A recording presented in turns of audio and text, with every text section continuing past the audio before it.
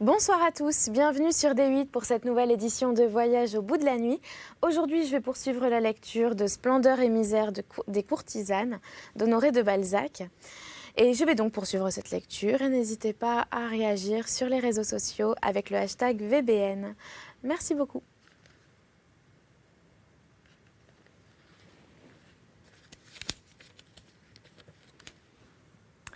Un papier tomba sur les genoux du poète et le tira de l'extatique surprise où l'avait plongé cette terrifiante réponse. Il le prit et lut la première lettre écrite par Mademoiselle Esther. À Monsieur l'abbé Carlos Herrera. Mon cher protecteur, ne croirez-vous pas que, chez moi, la reconnaissance passe avant l'amour?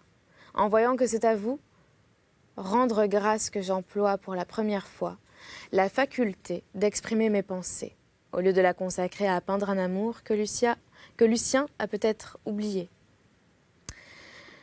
Mais je vous dirai à vous, l'homme divin, ce que je n'oserais lui dire à lui, qui pour mon bonheur tient encore à la terre. La cérémonie d'hier a versé les trésors de la grâce en moi. Je remets donc ma destinée en vos mains. Dussé-je mourir en restant loin de mon bien-aimé, je mourrai purifiée comme la Madeleine, et mon âme deviendra pour lui la rivale de son ange gardien. Oublierai-je jamais la fête d'hier? Comment vouloir abdiquer le trône glorieux où je suis montée? Hier, j'ai lavé toutes mes souillures dans l'eau du baptême et j'ai reçu le corps sacré de notre Sauveur. Je suis devenue l'un de ses tabernacles. En ce moment, j'ai entendu les chants des anges. Je n'étais plus une femme. Je naissais à une vie de lumière, au milieu des acclamations de la terre, admirée par le monde, dans un nuage d'encens et de prières, qui enivrait et paraît comme une vierge pour un époux céleste. En me trouvant ce que je n'espérais jamais, digne de Lucien, j'ai abjuré tout amour impur et ne veux pas marcher dans d'autres voies que celle de la vertu. Si mon corps est plus faible que mon âme, qu'il périsse. Soyez l'arbitre de ma destinée, et si je meurs, dites à Lucien que je suis morte pour lui, en naissant à Dieu. Ce dimanche soir. Lucien leva sur l'abbé ses yeux mouillés de larmes. Tu connais l'appartement de la grosse Caroline Bellefeuille, rue Thébout, reprit l'Espagnol. Cette fille abandonnée par son magistrat était dans un effroyable besoin. Elle allait être saisie. J'ai fait acheter son domicile en bloc. Elle en est sortie avec ses nippes. Esther, cet ange, qui voulait monter au ciel, y est descendue et t'attend. En ce moment, Lucien entendit dans la cour ses chevaux qui piaffaient. Il n'eut pas la force d'exprimer son admiration pour un dévouement que lui seul pouvait apprécier. Il se jeta dans les bras de l'homme qui l'avait outragé, répara tout par un seul regard et par la muette effusion de ses sentiments. Puis il franchit les escaliers, jeta l'adresse d'Esther à l'oreille de son tigre, et les chevaux partirent, comme si la passion de leur maître eût animé leurs jambes. Où l'on apprend qu'il n'y avait pas de prêtre dans l'abbé Herrera. Le lendemain, un homme, qu'à son habillement les passants pouvaient prendre pour un gendarme déguisé, se promenait rue Thébout, en face d'une maison, comme s'il attendait la sortie de quelqu'un. Son pas était celui des hommes agités. Vous rencontrerez souvent dans Paris de ces promeneurs passionnés, vrais gendarmes qui guettent en garde nationale réfractaire. Des records qui prennent leurs mesures pour une arrestation. Des créanciers méditant une avanie à leurs débiteurs qui s'éclatent murés. Des amants ou des maris jaloux et soupçonneux. Des amis en faction qui comptent d'amis. Mais vous rencontrerez bien rarement une face éclairée par les sauvages et rudes pensées qui animaient celle du sombre athlète, allant et venant sous les fenêtres de mademoiselle Esther, avec la songeuse précipitation d'un ours en cage. À midi, une croisée s'ouvrit pour laisser passer la main d'une femme de chambre qui en poussa les volets rembourrés du coussin. Quelques instants après, Esther, en déshabillé, vint respirer l'air. Elle s'appuyait sur Lucien. Qui les eût vus, les aurait pris pour l'original d'une suave vignette anglaise. Esther aperçut tout d'abord les yeux de basilic du prêtre espagnol, et la pauvre créature, atteinte comme d'une balle, jeta un cri d'effroi. « Voilà le terrible prêtre », dit-elle en le montrant à Lucien. « Lui ?» dit-il en souriant. « Il n'est pas plus prêtre que toi. »« Qu'est-il donc alors ?» dit-elle effrayée. « C'est un vieux lascar qui ne croit qu'au diable, » dit Lucien. Saisie par un être moins dévoué qu'Esther, cette lueur jetée sur les secrets du faux prêtre aurait pu perdre à jamais Lucien. En allant de la fenêtre de leur chambre à coucher dans la salle à manger, où leur déjeuner venait d'être servi, les deux amants rencontrèrent Carlos Herrera. « Que viens-tu faire ici ?» lui dit brusquement Lucien. « Vous bénir », répondit cet audacieux personnage en arrêtant le couple et le forçant à rester dans le petit salon de l'appartement. « Écoutez-moi, mes amours. Amusez-vous. Soyez heureux. C'est très bien. Le bonheur à tout prix. Voilà ma doctrine. Mais toi, dit-il à Esther, toi que j'ai tiré de la boue et que j'ai savonné, âme et corps, tu n'as pas la prétention de te mettre en travers sur le chemin de Lucien. Quant à toi, mon petit, reprit-il avec une pause en regardant Lucien, tu n'es plus assez poète pour te laisser aller à une nouvelle Coralie. Nous faisons de la prose. Qui peut devenir l'amant d'Esther? Rien. Esther peut-elle être dame de Rubempré? Non. Bien le monde, ma petite, dit-elle en mettant sa main sur celle d'Esther qui frissonna comme si quelque serpent l'eût enveloppée. Le monde doit ignorer que vous vivez. Le monde doit surtout ignorer qu'une mademoiselle Esther aime Lucien et que Lucien est épris d'elle. Cet appartement sera votre prison, ma petite. Si vous voulez sortir, et votre santé l'exigera, vous vous promènerez pendant la nuit, aux heures où vous ne pourrez point être vus, car votre beauté, votre jeunesse et la distinction que vous avez acquise au couvent seraient trop promptement remarquées dans Paris. Le jour où qui que ce soit au monde, dit-il avec un terrible accent accompagné d'un plus terrible regard, saurait que Lucien est votre amant ou que vous êtes sa maîtresse, ce jour serait l'avant-dernier de vos jours. On a obtenu à ce cadet-là une ordonnance qui lui a permis de porter le nom et les armes de ses ancêtres maternels. Mais ce n'est pas tout.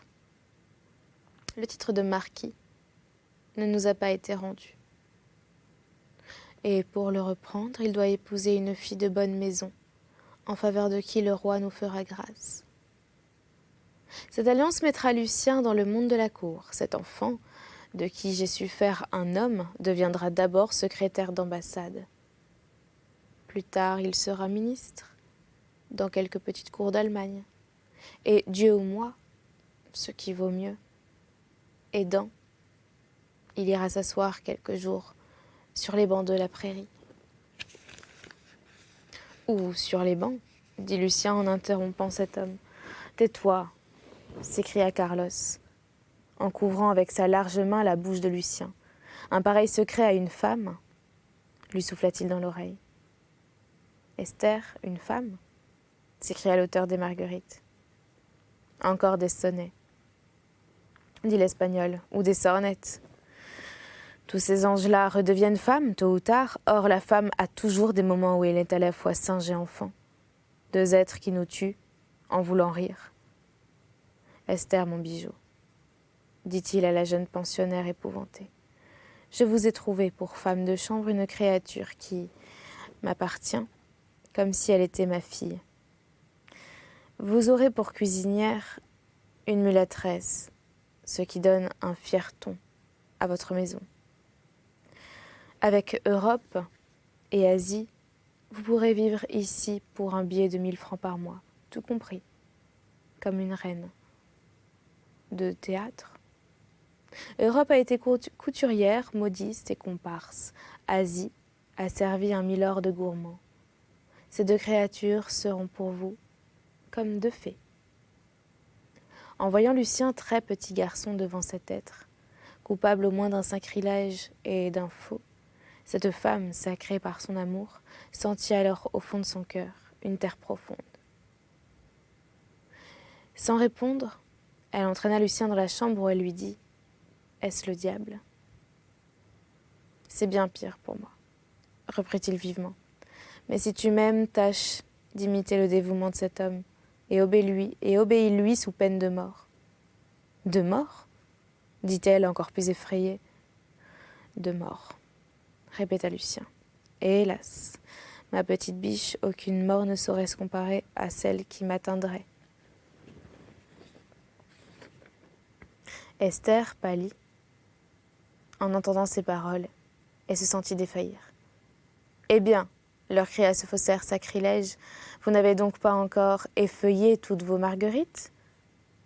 Esther et Lucien reparurent, et la pauvre fille dit sans oser regarder l'homme mystérieux : « Vous serez obéi comme on obéit à Dieu, monsieur. »« Bien, » répondit-il. « Vous pourrez être pendant quelque temps très heureuse et vous n'aurez que des toilettes de chambre et de nuit à faire. Ce sera très économique. » Deux fameux chiens de garde. Et les deux amants se dirigèrent vers la salle à manger.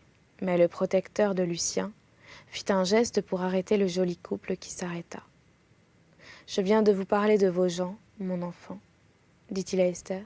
« Je dois vous les présenter. » L'Espagnol sonna 2 fois. Les 2 femmes qu'il nommait Europe et Asie apparurent, et il fut alors facile de voir la cause de ces surnoms. Asie, qui paraissait être née à l'île de Java, offrait au regard, pour l'épouvanter, ce regard cuivré, particulier au Malais, plat comme une planche, et où le nez semble avoir été rentré par une compression violente. L'étrange disposition des os maxillaires donnait au bas de cette figure une ressemblance avec la face des singes de la grande espèce. Le front, quoique déprimé, ne manquait pas d'une intelligence produite par l'habituel de la ruse. 2 petits yeux ardents conservaient le calme de ces 2 tigres. Mais ils ne regardaient point en face. Asie semblait avoir peur d'épouvanter son monde.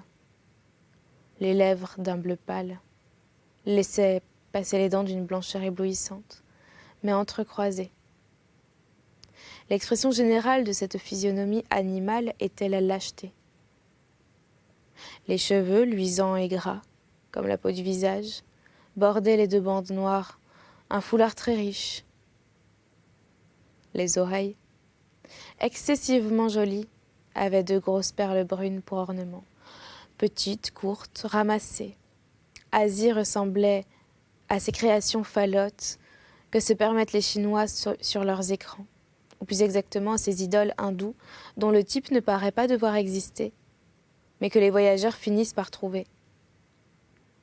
En voyant ce monstre, paré d'un tablier blanc sur une robe de stoffe, Esther eut le frisson.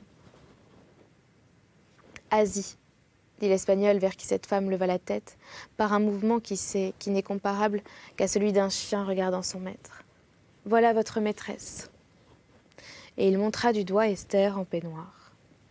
Asie regarda cette jeune fée avec une expression quasi douloureuse.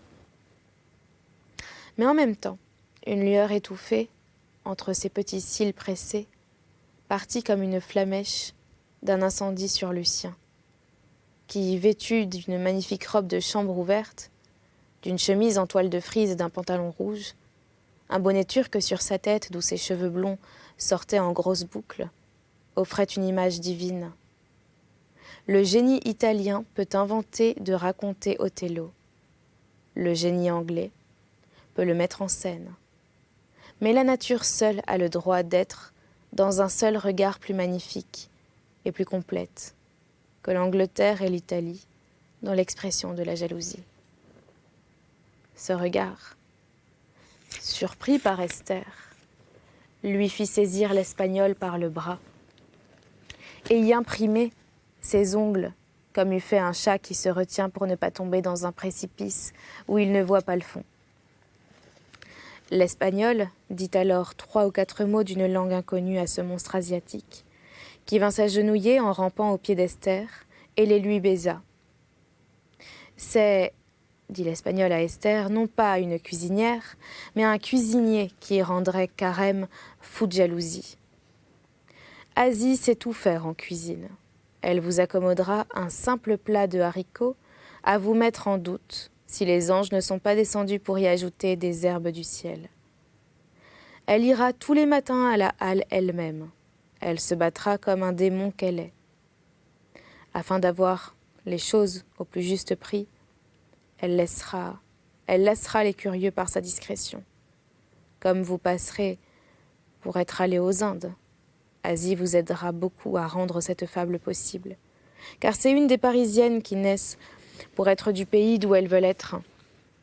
Mais mon avis n'est pas que vous soyez étrangère. Europe, qu'en dis-tu ? Europe formait un contraste parfait avec Asie, car elle était la soubrette la plus gentille que jamais. La plus gentille que jamais Monrose ait pu souhaiter pour adversaire sur le théâtre. Svelte en apparence, étourdie, au minois de belette, le nez en vrille, Europe offrait à l'observation une figure fatiguée par les corruptions parisiennes. La blafarde figure d'une fille nourrie de pommes crues, lymphatique et fibreuse, molle et tenace, son petit pied en avant, les mains dans les poches de son tablier. Elle frétillait, tout en restant immobile, tant elle avait d'animation, à la fois grisette et figurante. Elle devait, malgré sa jeunesse, avoir déjà fait bien des métiers. Perverse, comme toutes les Madelonnettes, elle pouvait avoir volé ses parents et frôler les bancs de la police correctionnelle. Asie inspirait une grande épouvante, mais on la connaissait tout entière, en un moment. Elle descendait en ligne droite de Locuste, tandis qu'Europe inspirait une inquiétude qui ne pouvait que grandir à mesure qu'on se servait d'elle. Sa corruption semblait ne pas avoir de bornes. Elle devait, comme dit le peuple, savoir faire battre des montagnes. « Madame pourrait être de Valenciennes ?» dit Europe d'un petit ton sec. « J'en suis. »« Monsieur, » dit-elle à Lucien d'un air pédant, « veut-il nous apprendre le nom qu'il compte donner à madame ?»« Madame Van Boxek, » répondit l'Espagnol en retournant aussitôt le nom d'Esther. « Madame est une juive originaire de Hollande, veuve d'un négociant, et malade d'une maladie de foie rapportée de Java. Pas grande fortune, afin de ne pas exciter la curiosité. De quoi vivre, 6 000 francs de rente, et nous nous plaindrons de ces lésineries, dit Europe. C'est cela, fit l'Espagnol en inclinant la tête. Cette année farceuse, reprit-il d'un son de voix terrible et en surprenant en Asie et en Europe des regards qui lui déplurent. Vous savez ce que je vous ai dit ? Vous servez une reine. Vous lui devez le respect qu'on doit à une reine. Vous la soignerez comme vous soignerez une vengeance. Vous lui serez dévoué, autant qu'à moi. Ni le portier, ni les voisins, ni les locataires, enfin personne au monde ne doit savoir ce qui se passe ici. C'est à vous à déjouer toutes les curiosités qui s'en éveillent. Et madame, ajouta-t-il en mettant sa large main velue sur le bras d'Esther, madame ne doit pas commettre la plus légère imprudence. Vous l'en empêcheriez au besoin. Mais toujours respectueusement. Europe, c'est vous qui serez en relation avec le dehors pour la toilette de madame, et vous y travaillerez afin d'aller à l'économie. Enfin, que personne, pas même les gens les plus insignifiants, ne mettent les pieds dans l'appartement. À vous deux, il faut savoir tout y faire. Ma petite belle, dit-il à Esther, quand vous voudrez sortir le soir en voiture, vous le direz à Europe. Elle sait où aller chercher vos gens. Car vous aurez un chasseur et, de ma façon, comme ces deux esclaves. Esther et Lucien ne trouvaient pas un mot à dire. Ils écoutaient l'espagnol et regardaient les deux sujets précieux auxquels il donnait ses ordres. À quel secret devait-il la soumission? Le dévouement écrit sur ces deux visages. L'un si méchamment mutin, l'autre si profondément cruel. Il devinait les pensées d'Esther et de Lucien, qui paraissaient engourdis comme l'eussent été Paul et Virginie à l'aspect de deux horribles serpents. Et il leur dit de sa bonne voix à l'oreille, « Vous pouvez compter sur elle comme sur moi. N'ayez aucun secret pour elle, ça les flattera. »« Va servir, ma petite Asie, dit-il à la cuisinière. Et toi, ma mignonne, mets un couvert, dit-il à Europe. C'est bien le moins que ses enfants donnent à déjeuner à papa. Quand les deux femmes eurent fermé la porte et que l'Espagnol entendit Europe allant et venant, il dit à Lucien et à la jeune fille, en ouvrant sa large main, « Je les tiens ». Mots et gestes qui faisaient frémir. « Où donc les as-tu trouvés » s'écria Lucien. « Eh, parbleu !» répondit cet homme, « je ne les ai pas cherchés au pied des trônes. » Europe sort de la boue et a peur d'y entrer. Menacez-les de monsieur l'abbé. Quand elles ne vous satisferont plus, et vous les verrez tremblants comme des souris, à qui l'on parle d'un chat. Je suis un dompteur de bêtes féroces, ajouta-t-il en souriant. Vous me faites l'effet du démon, s'écria gracieusement Esther, en se serrant contre Lucien. Mon enfant, j'ai tenté de vous donner au ciel, mais la fille repentie sera toujours une mystification pour l'Église. S'il s'en trouvait une, elle redeviendrait courtisane dans le paradis. Vous y avez gagné de vous faire oublier et de ressembler à une femme comme il faut, car vous avez appris là-bas ce que vous n'auriez jamais pu savoir dans la sphère infâme où vous viviez. Mais vous ne me devez rien, fit-il en voyant une délicieuse expression de reconnaissance sur la figure d'Esther. J'ai tout fait pour lui, et il montra Lucien. Vous êtes fille, vous resterez fille, vous mourrez fille, car malgré les séduisantes théories des éleveurs de bêtes, on ne peut devenir ici-bas que ce qu'on est. L'homme, au boss, a raison. Vous avez la bosse de l'amour. L'Espagnol était, comme on le voit, fataliste, ainsi que Napoléon, Mahomet et beaucoup de grands politiques. Chose étrange, presque tous les hommes d'action inclinent à la fatalité, de même que la plupart des penseurs inclinent à la providence. « Je ne sais pas ce que je suis, » répondit Esther avec une douceur d'ange, « mais j'aime Lucien, et je mourrai l'adorant. » « Venez déjeuner, dit brusquement l'Espagnol, et priez Dieu que Lucien ne se marie pas promptement, car alors vous ne le reverriez plus. »« Son mariage serait ma mort, dit-elle. Elle laissa passer ce faux prêtre, le premier, afin de pouvoir se hausser jusqu'à l'oreille de Lucien, sans être vue. « Est-ce ta volonté, dit-elle, que je reste sous la puissance de cet homme qui me fait garder par ces deux hyènes ?» Lucien inclina la tête. La pauvre fille réprima sa tristesse et parut joyeuse. Mais elle fut horriblement empressée. Il fallut plus d'1 an de soins constants et dévoués pour qu'elle s'habituât à ces deux terribles créatures, que Carlos Herrera nommait les deux chiens de garde. Chapitre ennuyeux car il explique 4 ans de bonheur. La conduite de Lucien, depuis son retour à Paris, fut marquée au coin d'une politique si profonde qu'il devait exciter et qu'il excita la jalousie de tous ses anciens amis, envers lesquels il n'exercera pas d'autre vengeance que de les faire enrager par ses succès, par sa tenue irréprochable et par sa façon de laisser les gens à distance. Ce poète si communicatif, si expansif, devint froid et réservé.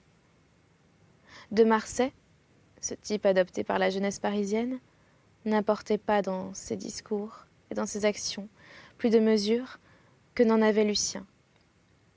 Quant à de l'esprit, le journaliste avait jadis fait ses preuves. De Marsay, à qui bien des gens opposaient Lucien avec complaisance en donnant la préférence au poète, eut la petitesse de s'en taquiner. Lucien, très en faveur auprès des hommes qui exerçaient secrètement le pouvoir, abandonna si bien toute pensée de gloire littéraire qu'il fut insensible au succès de son roman, republié sous son vrai titre de L'Archer de Charles IX, et au bruit que fit son recueil de sonnets intitulé Les Marguerites, vendu par Doria en une seule semaine. C'est un succès posthume, répondit-il en riant à mademoiselle Destouches, qu'il complimentait. Le terrible Espagnol maintenait sa créature avec un bras de fer dans la ligne au bout de laquelle les fanfares et les profits de la victoire attendent les politiques passions. Lucien avait pris l'appartement de garçon de Beaudenord, sur le quai Malaquais, afin de se rapprocher de la rue Thébout, et son conseil s'était logé dans 3 chambres de la même maison, au 4e étage. Lucien n'avait plus qu'un cheval de selle et de cabriolet, un domestique et un palefrenier. Quand il ne dînait pas en ville, il dînait chez Esther. Carlos Herrera surveillait si bien les gens au quai Malaquais que Lucien ne dépensait pas en tout 10 000 francs par an. 10 000 francs suffisaient à Esther. Grâce au dévouement constant, inexplicable d'Europe et d'Asie, Lucien employait d'ailleurs les plus grandes précautions pour aller rue Thébout ou pour en sortir. Il n'y venait jamais qu'en fiacre, les stores baissés, et faisait toujours entrer la voiture. Aussi sa passion pour Esther et l'existence du ménage de la rue Thébout, entièrement inconnue dans le monde, ne nuisirent-elles à aucune de ses entreprises ou de ses relations. Jamais un mot indiscret ne lui échappa sur ce sujet délicat. Ses fautes, en ce genre avec Coralie, lors de son premier séjour à Paris, lui avaient donné de l'expérience. Sa vie offrit d'abord cette régularité de bon ton, sous laquelle on peut cacher bien des mystères. Il restait dans le monde tous les soirs jusqu'à 1h du matin. On le trouvait chez lui de 10h à 1h après-midi. Puis il allait au bois de Boulogne et faisait des visites jusqu'à 5h. On le voyait rarement à pied. Il évitait ainsi ses anciennes connaissances. Quand il fut salué par quelques journalistes ou par quelqu'un de ses anciens camarades, il répondit d'abord par une inclinaison de tête assez polie pour qu'il fût impossible de se fâcher, mais où perçait un dédain profond qui tuait la familiarité française. Et c'est là-dessus que nous allons arrêter cette lecture pour aujourd'hui. J'espère que vous l'avez apprécié. N'hésitez pas à réagir sur les réseaux sociaux avec le hashtag VBN et je vous souhaite une très bonne nuit ou une bonne journée. À bientôt.